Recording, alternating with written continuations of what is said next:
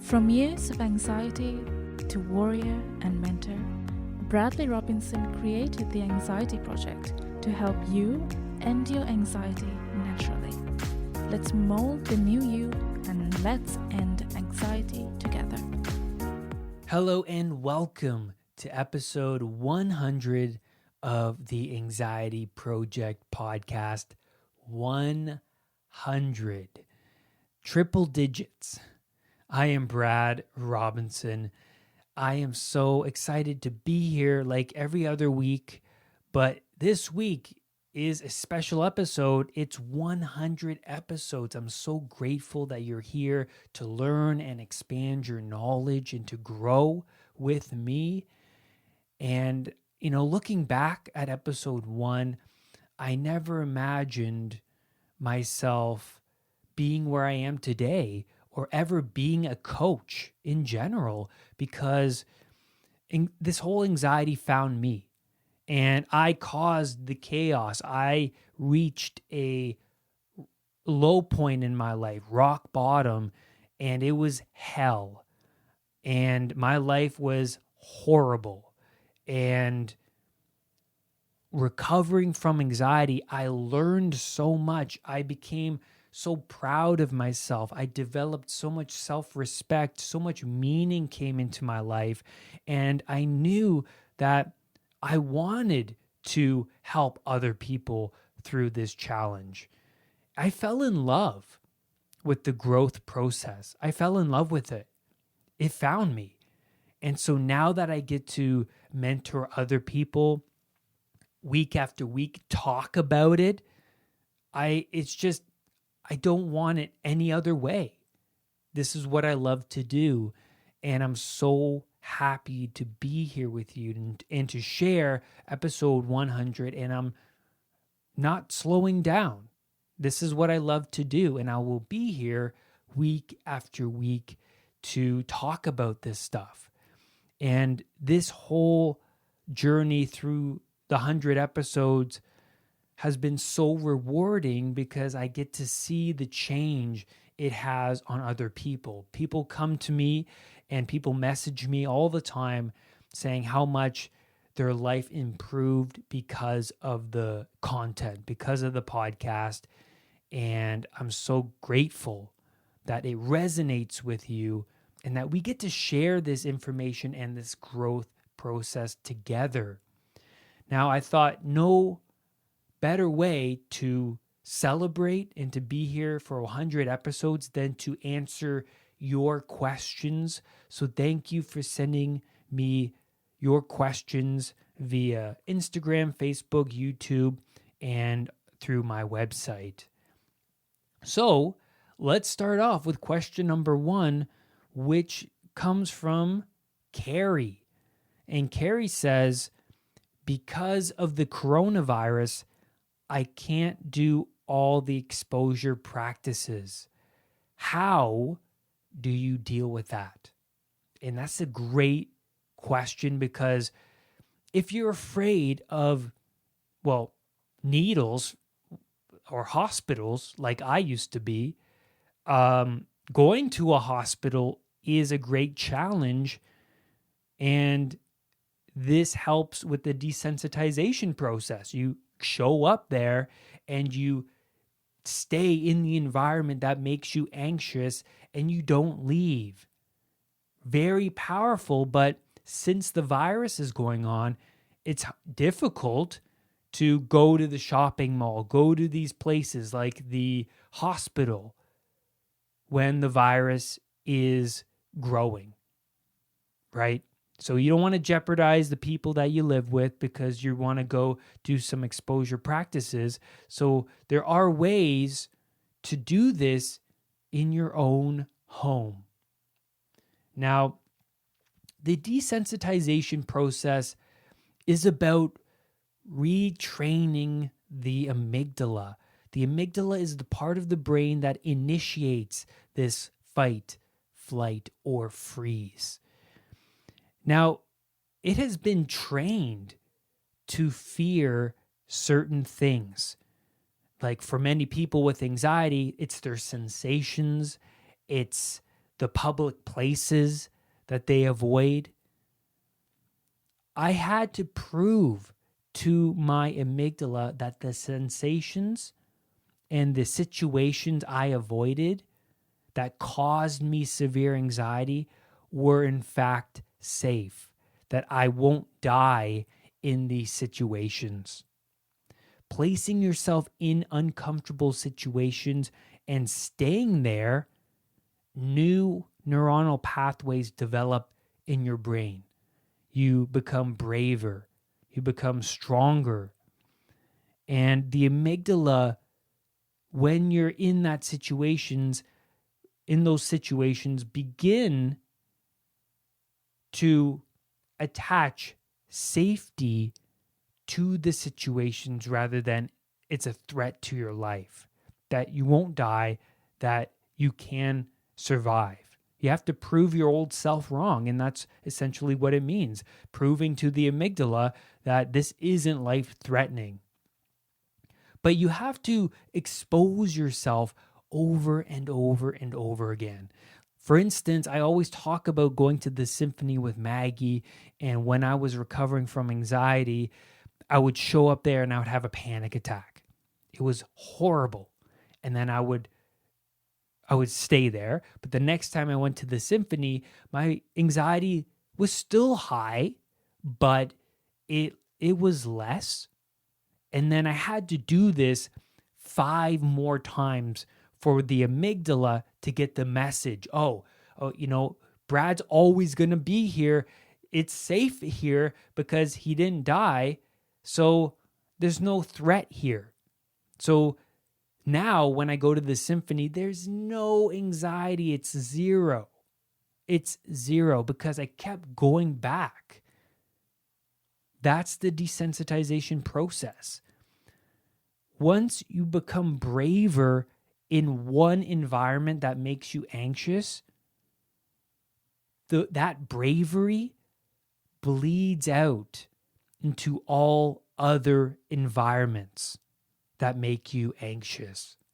That's really cool, because when I would go to the symphony and then once I desensitized myself at the symphony, what happened was I became braver on the subway. I became braver going to the opera house. I became braver going to the small concert venues or going out to dinner or going to the movies. I became braver in all of those other situations. So if you're wondering where to start with exposure therapy, just choose one place that makes you anxious and then keep going there and exposing yourself. But for this instance, we're talking about something we're doing at home because of COVID-19. So before I get into that, I'm going to talk about more of the amygdala first. So the amygdala operates at an unconscious level. So let's understand the unconscious mind. The unconscious mind makes up 90 to 95% of who we are. So our memories are stored in the unconscious. Our habits and values and beliefs are stored there, and our fear response runs at an unconscious level. So the unconscious understands imagery and emotions the most. So we got to work with imagery and emotions to really speak to the unconscious mind. And so we can speak to this unconscious mind at home. We don't have to go to the hospital, but it's really good that we go. Don't get me wrong. It's really, really, really good. It's really powerful that you show up there, but we can speak to it in our homes as well. So it understands imagery and emotions. So if you're unable to go to the hospital, there are 3 ways you can do this at home. The first way is through visualization. Really powerful. Now, you can do this in a comfortable environment, somewhere in your home, in your car, and just close your eyes and imagine yourself in that environment. Now, once you picture yourself in that environment, imagine yourself going through the motions. How do you want the situation to play out? So go through that. How is the situation playing out? How do you feel? It feels stressful. You feel the anxiety, but just go through it in your mind's eye. The second way is watching videos. Watching videos of people in a hospital, in a doctor's office, watching somebody get their blood drawn, like I used to do because I was afraid of needles. So watching a video of somebody getting their blood drawn, that is powerful. Because here's the thing. The unconscious mind doesn't know the difference between what's real and what's imagined. So when you're sitting and visualizing and you're feeling the emotions and you're imagining the situation, your unconscious does not know the difference. So that's why it's powerful to do this. Imagine yourself in the situation. If you're fearing public crowded places, imagine yourself in a crowded mall with tons of people around. You're in a crowd. And feel the emotions. View yourself. How would you act in that situation? Go through it in detail. There's a saying out there that what you most need to find is in a place that you least want to look.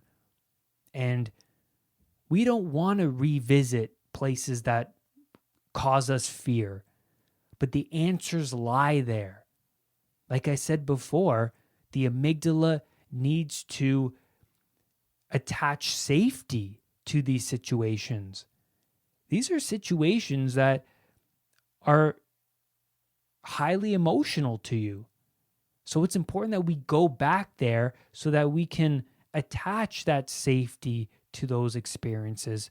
So watching videos is a great way too, because when you watch the video, you're going to cringe, you're going to be uncomfortable, but pay attention. Don't look away, because what you act out is what you attach value to. So if you're looking away from the video and you don't want to view it, your unconscious is going to be like, oh, Brad doesn't like this. Brad, this is not good for Brad. Brad fears this.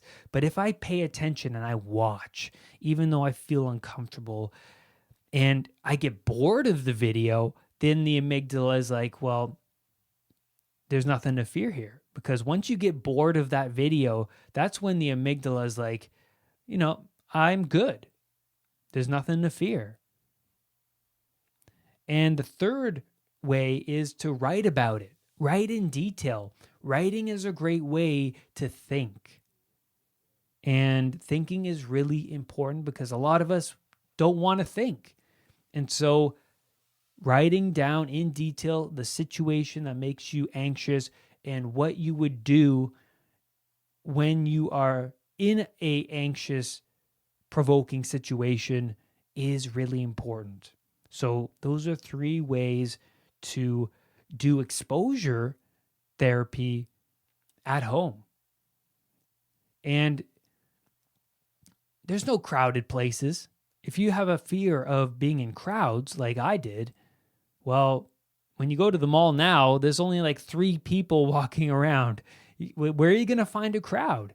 So doing this at home, watching crowded places, maybe on YouTube, going through it in your imagination is powerful for desensitization. All right, question number 2 comes from Rajamani, and his question came from YouTube. what's the role of meditation to anxiety recovery? Great question. Thank you for sending in that question. My anxiety response was active 24/7. I was so sensitive towards the world, everything.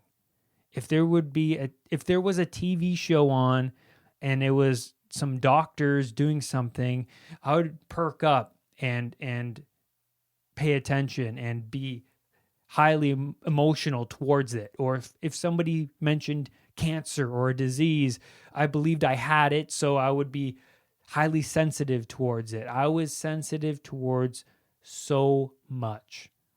At one point, I couldn't even walk a block from my house. It was that bad.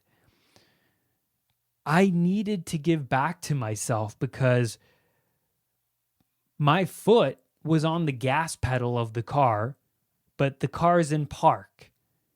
So I was burning up resources every day, and I was feeling emotionally exhausted every day. Think about it. The car is in your driveway and you're sitting in it, but you're revving that engine all day, all night. That's what's going on internally. You're just burning up your own resources. Meditation activates your parasympathetic nervous system instead, which is really interesting. The parasympathetic nervous system is your rest and digestive system. The mind of an anxiety sufferer is chaos. There's no control over your thoughts because the amygdala is active. It takes over all other brain processes. That's why you feel automated and you don't feel like you're in control.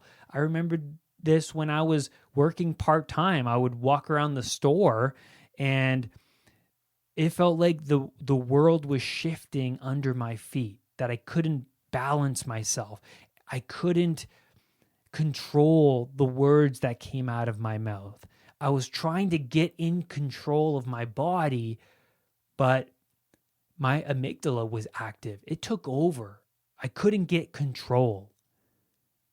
And so meditation, it helps calm the monkey mind, the chaotic mind, to lessen your emotional reactions towards your thoughts. Because you would think something and then you would react highly emotional. Why did I think that? That's a horrible thought. Oh my God, it's probably going to come true because I thought about that thought. And it's important to meditate so that you can look at the thoughts from a different perspective, to watch them rather than react to them. And the same applies to bodily sensations, to detach labels from the sensations, and this is body scan meditation, to pay attention, to scan your body, to feel the sensations.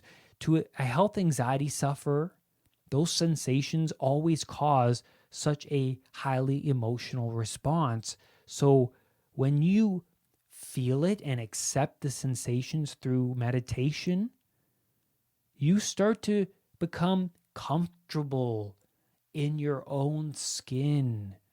And that is really important. Meditation is a disciplinary act.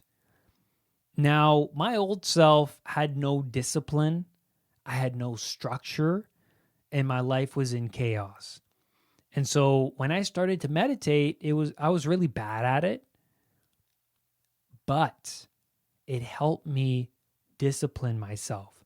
When you place yourself in uncomfortable situations, you're going to discover new parts of you, and you're going to discover the benefits of something that is hard to do, but the benefits are highly noticeable. For example, you don't want to go to the gym, but you go to the gym, it's hard. Your mind is saying, just relax, watch TV, don't go to the gym, don't go. But you go, you run and you work out, and then you come back home and you feel so much better. It's that, right? That's a disciplinary act.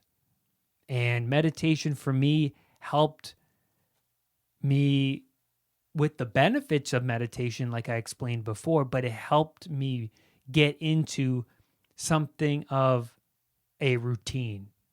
I needed discipline. And the more I meditated, the better I got at it. And all the benefits followed. Thank you for your question. Really, really great. Now, the next one comes from April from Facebook. She says, when someone is suffering badly and is in deep chaos, where do they begin? How do they figure that out? Really powerful question. In a cluttered room, where do you begin?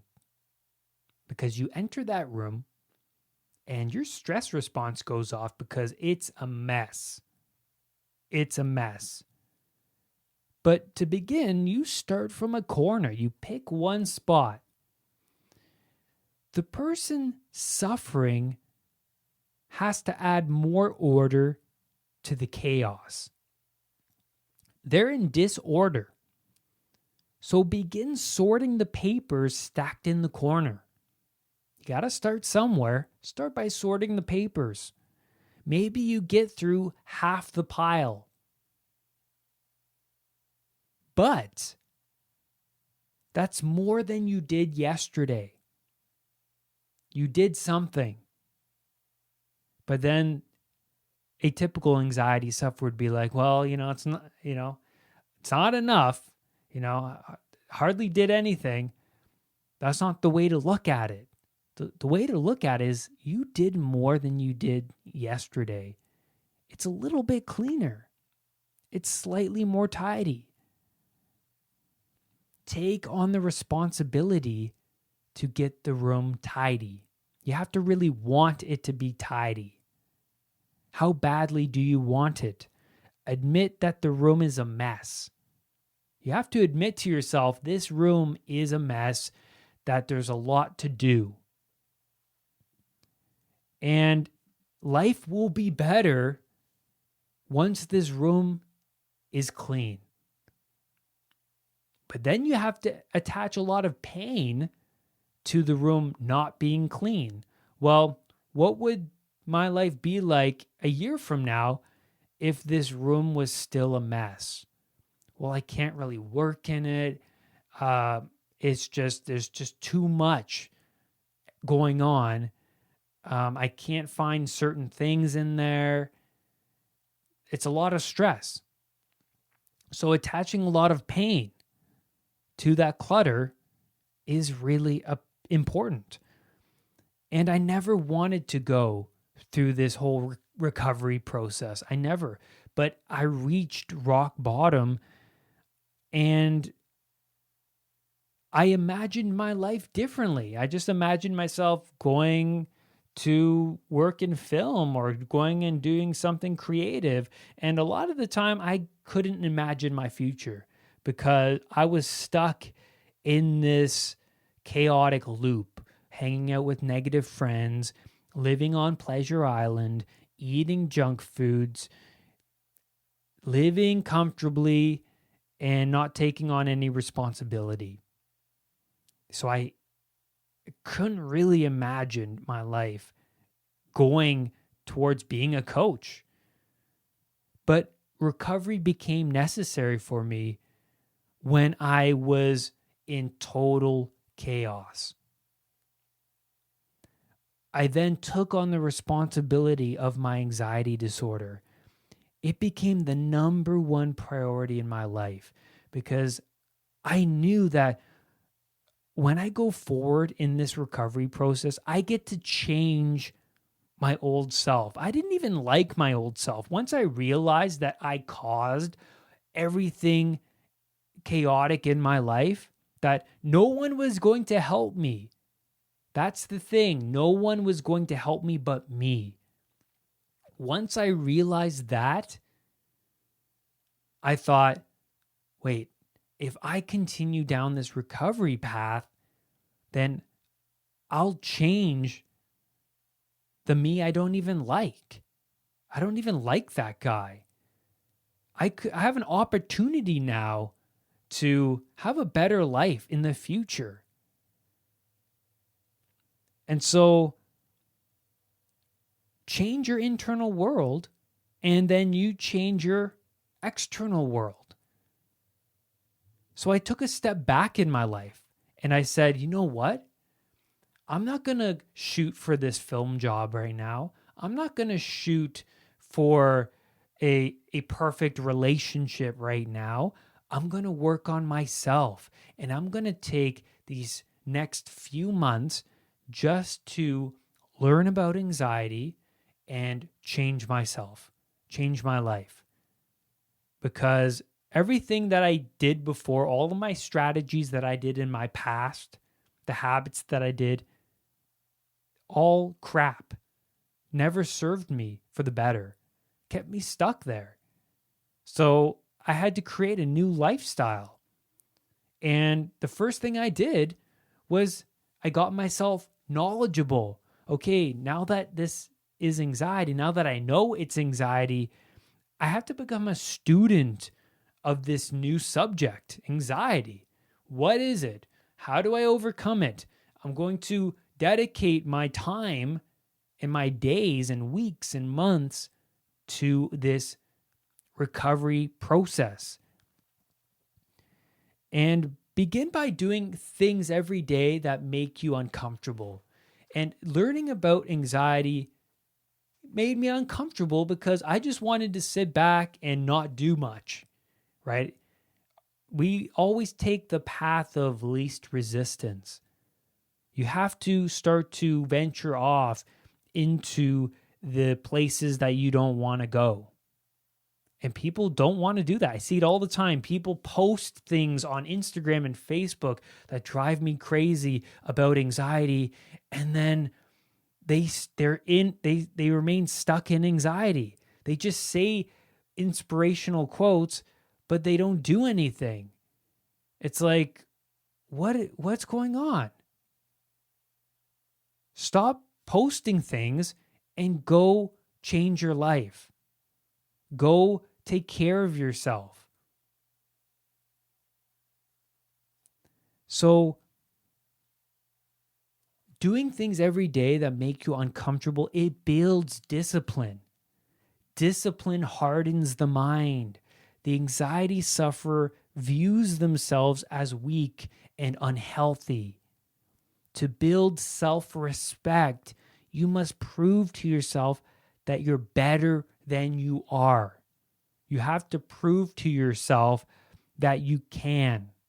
Like I said before, with the exposure practices, you have to prove to yourself that you can survive and not die, right, in that situation. Because that's what your mind is thinking. Oh, wait, I'm going to die here. I must get out of here.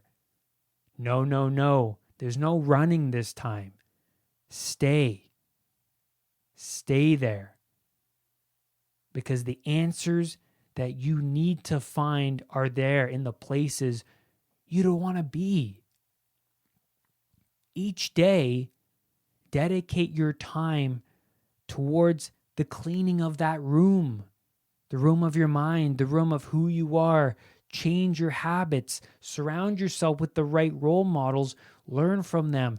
Through this recovery process, you have to sacrifice things. You have to sacrifice the certain foods and drinks and habits and friends and all of these things. You're going to figure that out as you go, but you got to start somewhere. But you also have to remember you have to sacrifice things as you go, and it's not easy. This is a challenge, but the best challenge is the recovery challenge. This is the best challenge. Your life will change forever. And I felt like I was betraying myself when I would procrastinate. My old self felt a lot of guilt and shame, and I was always lying to myself. I was always waiting around for things to change, waiting for life to change. I was waiting for external things to change who I was. It never came, and it never would have came until I changed myself. It will never come. If you're waiting around for life to just change, it's going to change, but you're not going to like it. But you have to change yourself. And life is not going to change and help you. It's going to change, and there's going to be stressful situations. There's going to be moments that are going to test you, and you're not going to be prepared for it. I was never prepared for it. And that's why life seemed like it was always beating me down. It was always beating me and beating me down. Oh, life is horrible. Life is cruel. God doesn't like me. All of these things. But no. You are in control if you want to be. You just have to find the way. And so people don't want to go that way because there's a lot of resistance. It's a lot of pain. It's a lot of hard work. So people don't. People settle. That is poison. You settle, and then you're lying to yourself. Every day you wake up, you can't even look in that mirror because you're lying to yourself. Oh, I should do this today. But then you make up an excuse, and then you just sit around. Or you should confront this stressful situation, but you make an excuse and you call in sick, right, to work, or you just don't go. And then that's a lie to yourself. You're just lying to yourself. You're building up this hollow, rusty, rotten foundation, like a rotten tree bark around a tree. The tree's hollow. It's just rotting away. That's what you're doing. You're building it up and building it up. And I built it up for so long that it ended up in an anxiety disorder because I just kept lying to myself and treating myself like some frat boy forever, like the forever frat boy. And I see these forever frat boys in their 50s and 60s and 70s and all of these things, right? They never change. And what happens to these people, right? They just build up this hollow, rusty, rotten foundation, and they don't have the tools. They don't have the right mindset. They don't improve their lives. And you can see the people around them, they hang around the wrong people, and they just cause pain for other people. They become that dependent person, right? So I was lying to myself for a long time, and I was ignoring the truth. I couldn't even look myself in the mirror. So work needed to be done. I needed to admit to myself, you know what? I need to work. I have a lot to work on. By the end of the day, when you dedicate your time to helping yourself, to the right habits, to the right people, you will look in the mirror and you will say to yourself, wow, I did something today. I did something today. I didn't want to do it.